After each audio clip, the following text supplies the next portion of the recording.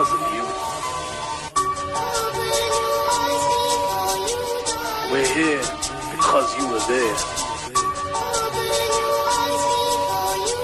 We've arrived from every corner of the planet to this nation to seek the fulfillment of the promise of America.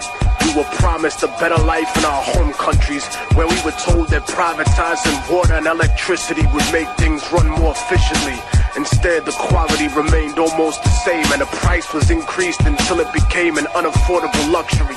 Some corporations are more efficient in government, but their motivation is not the health or well-being of the people. It's only about profit. Everything else, their image, their human resources, their public relations only exist to protect the reality behind it. Once upon a time, we were told that nationalization would prevent growth by limiting competition, that our countries were nothing without the companies that invested in us. And so they privatized everything. Everything in our country was owned by people that had no connection to our culture, by those who never had our interest at heart. They didn't care about our survival or well-being. They just wanted to turn a profit by raping the land, by exploiting our people, our industry, and our resources. They took everything we built and made it theirs. First by creating racism to justify slavery, building the capital for capitalism. And then when they gave us what they called liberty, everything we had was still owned by them. Our governments told us that socialism was the real enemy and that we would have freedom, but the foreign powers and corporations were the ones with the real freedom. The freedom to take all the wealth generated by our work and our land and give us only a small percentage of the scraps from the table. Their lust for power and their greed drove them to betray not only us, but themselves and the word of their own God.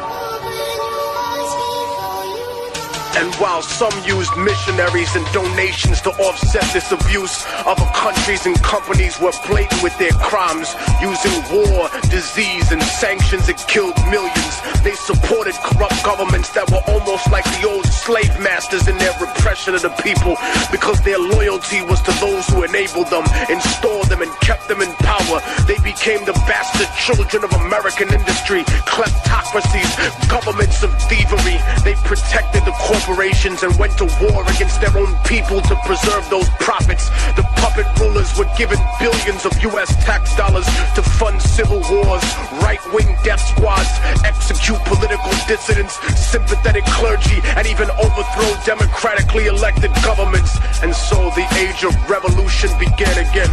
They painted it as godless terrorists versus the free world and the free market.